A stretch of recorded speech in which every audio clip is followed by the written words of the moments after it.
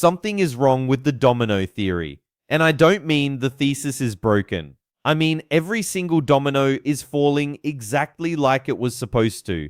The ETFs launched, the DTCC integration went live, the lawsuit is settled, RLUSD just crossed $1.5 billion, and the price of XRP is sitting at $1.36, down almost 40% this year. So either the entire thesis was wrong, or there's one critical piece nobody accounted for. And after digging into the data for the last 72 hours, I found what it is, and it changes how you need to think about everything. If you're serious about understanding what's actually happening with XRP right now, not the hype, not the hopium, the real structural picture, subscribe and tap that notification bell. I break down what other channels won't touch because I'd rather give you the truth than tell you what you want to hear.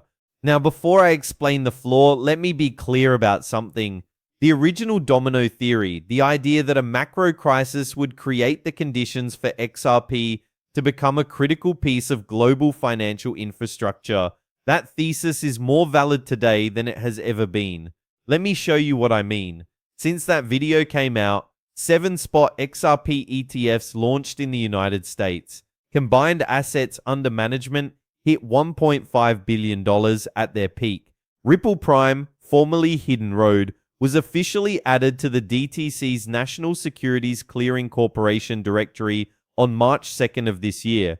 That means a Ripple-owned entity is now embedded inside the clearing infrastructure that processes over $2 quadrillion in annual transactions. Let that sink in. The SEC lawsuit settled for $50 million. Programmatic sales of XRP were confirmed as non-securities. The Genius Act was signed into law last July. The Clarity Act passed the House. RLUSD, Ripple's dollar-backed stablecoin, now sits at approximately $1.56 billion in market cap, making it the third largest US-regulated stablecoin in existence. Ripple Payments has processed over $100 billion across more than 60 markets. Every single institutional domino that was predicted fell, and it fell exactly in the direction that was forecasted. If this is opening your eyes, smash that like button, because what I'm about to tell you next is the part nobody else is covering. Here's the problem. The domino theory assumed that these catalysts would translate into price. That's the gap. That's the flaw. Because in reality, what we're witnessing right now is the most extreme disconnect between institutional adoption and price action in the entire history of digital assets. XRP is down roughly 28% year to date. 60% of all XRP holders are currently sitting on unrealized losses according to sentiment data from this week. And yet institutions have never been more active. Whale wallets have been on a buying spree throughout March, viewing the $1.30 to $1.35 zone as what analysts are calling a generational entry point. Over 500 million XRP has been moved from exchanges into institutional cold storage since January. Exchange reserves have fallen nearly 55% since late 2025, according to Glassnode. The supply on exchanges is being systematically drained, but the price keeps going down. Does that make any sense to you? Here's why it actually does make sense. And this is where the original theory missed a step.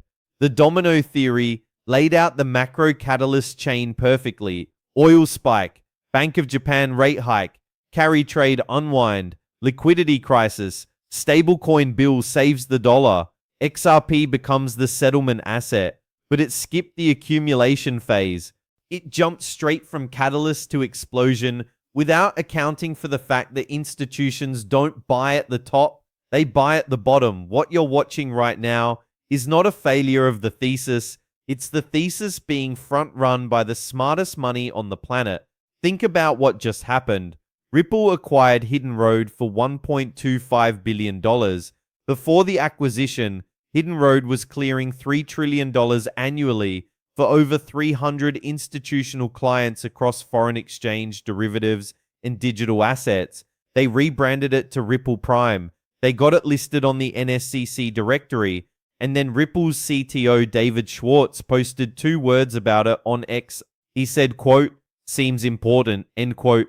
That's not how you announce something if you're trying to pump a price. That's how you signal to people who understand what they're looking at. And what they're looking at is the infrastructure being built quietly while everyone else is panicking about the price chart. Comment below and tell me, how long have you been holding XRP through this? Drop your accumulation timeline in the comments. I want to know if you've been here since the beginning or if you're just getting started. Now, here's where it gets really interesting. Let me walk you through the data that I think completely reframes this entire situation. XRP ETFs pulled in approximately $1.24 billion in net inflows since launch in November. But here's the number that matters more.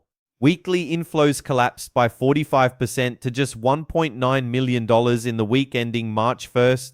At the same time, 3.8 billion XRP has flowed from whale wallets into Binance since the start of 2026.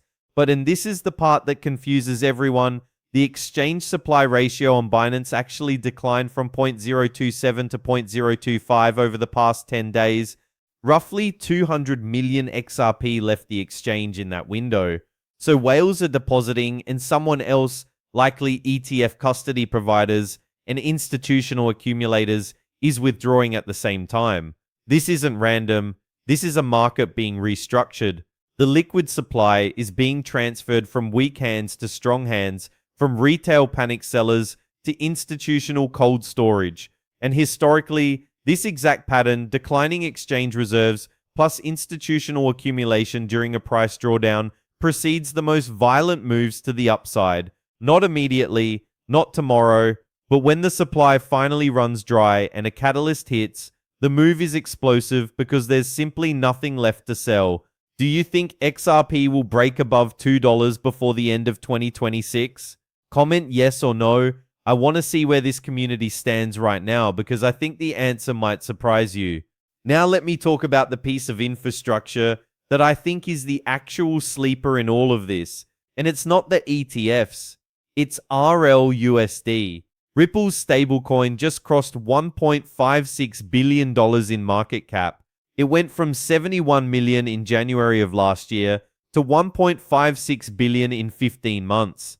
They just expanded institutional payment workflows for banks and fintech companies to support stablecoin collection, custody, conversion, and payout, all within a single infrastructure layer.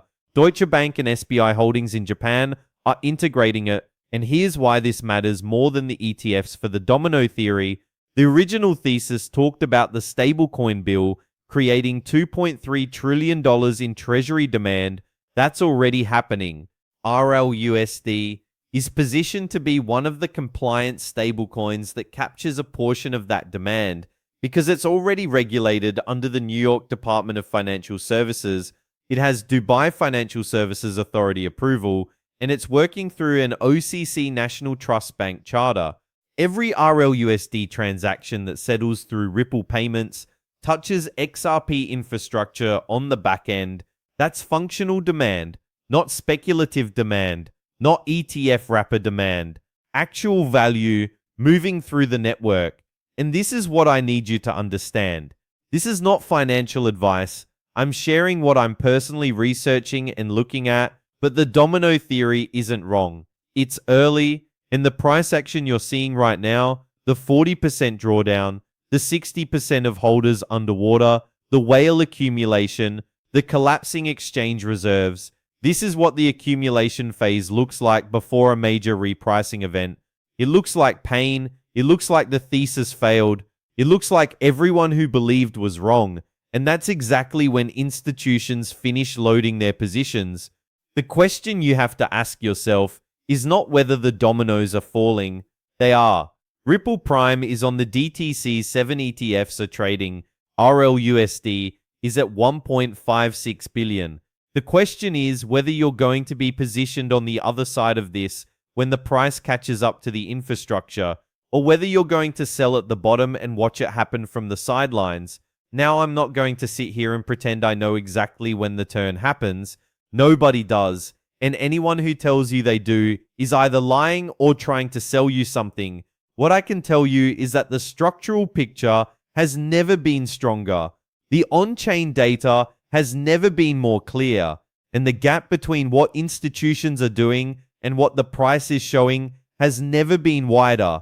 That gap closes. It always closes. The only question is timing. Hit that like button if you think the disconnect between price and fundamentals is the biggest opportunity in crypto right now. Let's see how many of us see what's happening here. Here's what I'm watching over the next 90 days. First, whether ETF weekly inflows recover above $10 million. That would signal institutional conviction returning after the February washout. Second, whether exchange reserves continue declining below the current levels. If they do, the supply squeeze thesis strengthens dramatically. Third, and this is the one almost nobody is tracking, whether Ripple Prime actually starts routing post-trade settlement volume through the XRP ledger. That's the bridge between DTCC infrastructure and functional XRP demand. When that pipeline goes live, the game changes entirely. And fourth, the Clarity Act moving through the Senate. Polymarket currently gives it approximately 70% odds of passing in 2026. If it does, it removes the last remaining regulatory ambiguity for institutional allocators who have been sitting on the sidelines waiting for full clarity before making large positions. The dominoes are falling, the price hasn't caught up yet, and I believe when it does, the people who understood this moment, who saw the institutional accumulation happening in real time while everyone else was panicking, those are the people who will look back at $1.36 and realize what they were actually looking at. Share this with one XRP holder who needs to hear this right now, because I promise you most people in this community do not understand what is happening beneath the surface. Subscribe if you want to stay ahead of this. I put out daily analysis that goes deeper than what you'll find anywhere else. Tap that notification bell so you don't miss the next one. And if you want exclusive price analysis and deeper breakdowns, join my XRP Army membership. The link is in the description. I'll see you in the next one.